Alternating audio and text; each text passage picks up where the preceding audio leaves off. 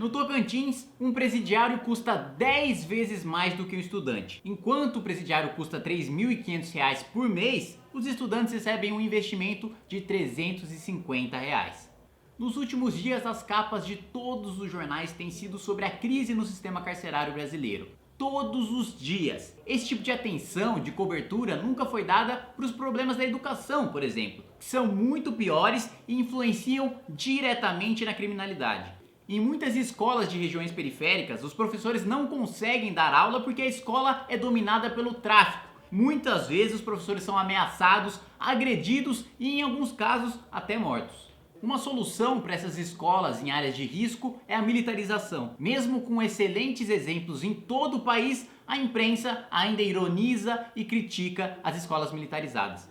Exemplo disso é o programa CQC, que foi em uma dessas escolas fazer piadinha e depois perguntou a opinião do público. Os humoristas ficaram absolutamente sem resposta quando viram o resultado. Com relação à militarização das escolas públicas, 90% é a favor, sim. 6% não e em casos isolados 4%. Muito bem. Em 2 anos, a escola deu um salto de qualidade. A média no IDEB praticamente dobrou, passou de 3,3 para 6,1. E a melhoria no índice de reprovação é ainda mais impressionante, de 15% para 0. Isso sem falar na segurança dos alunos e professores. O tráfico, que antes estava dentro da sala de aula, foi completamente expulso da região da escola. O que aconteceu com você antes da polícia chegar na escola? Tinha 2 meninos grandes, me pegaram, eu e meu irmão, e começaram a bater a gente. Isso era comum aqui antes, gente? Sim. O aluno entrava com faca, revólver, vendia droga aqui dentro na tora. Isso sem falar nas campanhas ostensivas pelo desarmamento. Nos últimos anos, tanto os governos petistas como os setores da imprensa têm insistido incansavelmente na mentira de que armas geram violência.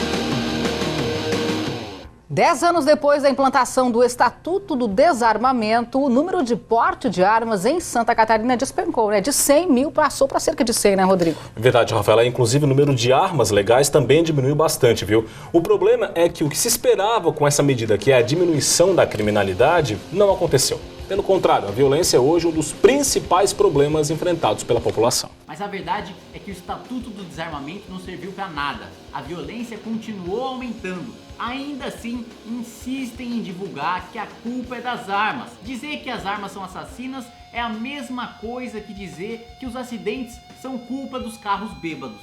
O cidadão deve ter sim o direito de proteger a sua vida e a sua família. Se o governo não consegue controlar a violência nem dentro dos presídios, imagina fora deles. E antes que venham espernear, eu não estou dizendo para o povo fazer justiça com as próprias mãos, mas que as pessoas que não tenham antecedentes criminais, que passem por teste psicológico e que passem por treinamento, devem ter o direito de portar armas. Outra coisa, vocês já repararam que a imprensa que coloca os presidiários que foram mortos na capa de todos os jornais, todos os dias, nunca colocou os 60 mil inocentes que são assassinados todos os anos no Brasil na capa de algum jornal? Vocês não veem como isso é doentio? Parece que a vida de quem rouba, mata, estupra vale mais da de quem trabalha, de quem é honesto. Por falar em trabalho, isso é uma coisa que falta nos presídios. Ah, mas a Constituição proíbe os presos de trabalhar. Não, não proíbe. Vamos dar uma lida. A linha C do inciso 37 do artigo 5º da Constituição. Não haverá penas de trabalhos forçados. Ou seja, o preso pode sim trabalhar. O que não pode existir é a pena de trabalho forçado, não o trabalho dentro dos presídios. Nas celas, os colchões não pegam fogo e o chão possui estrutura igual à do Banco Central do Brasil, com chapa de aço e concreto.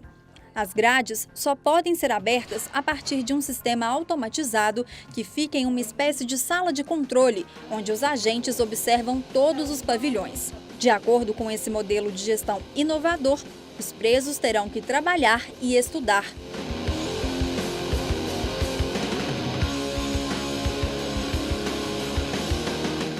tanto isso é verdade que, como vocês viram, os presos do complexo de Ribeirão das Neves, em Minas Gerais, trabalham. Vale ressaltar que esse é o primeiro presídio a ser construído e administrado por um modelo de parceria público-privada. Isso sem falar na Lei de Execução Penal, que já prevê o trabalho dentro dos presídios. Artigo 28. O trabalho do condenado, como dever social e condição de dignidade humana, terá finalidade educativa e produtiva. Artigo 29, parágrafo 1º. O produto da remuneração pelo trabalho deverá atender a indenização dos danos causados pelo crime, desde que determinados judicialmente e não reparados por outros meios, a assistência à família, a pequenas despesas pessoais, ao ressarcimento ao Estado das despesas realizadas com a manutenção do condenado, em proporção a ser fixada e sem prejuízo da destinação prevista nas letras anteriores. Ou seja, o preso pode e deve sim trabalhar para indenizar a família da vítima e também para pagar os seus custos dentro do presídio. Todos os presos aqui eles vão receber, eles vão ser certificados, vão sair daqui com uma profissão. E lá fora eu vou dar total suporte, tanto como indicar, por conhecer várias empresas no ramo, ou quem quiser continuar comigo, trabalhando lá fora, vai ser um prazer. Para finalizar, eu quero falar da coisa que mais me indigna, a inversão de valores patrocinada pelo dinheiro público. A família do Rafael Moreira, que estava preso e foi morto em uma dessas chacinas, vai ser indenizada pelo estado do Amazonas. Agora, a família do caseiro que ele matou assaltando não vai receber nenhum centavo. A família do Arthur Gomes, que estuprou 15 vítimas e contaminou todas elas com o vírus do HIV, também vai receber indenização. Agora, as vítimas de estupro estão completamente abandonadas. A família do Errailson Ramos, que estuprou e degolou uma menina de 4 anos e assassinou outras 3 pessoas, também vai ser indenizada com dinheiro público. A família das vítimas, mais uma vez, absolutamente nada. Fica a pergunta: qual a sociedade que a gente quer? Uma que premia o bandido e pune o trabalhador? Ou uma que valoriza a educação e premia o trabalho?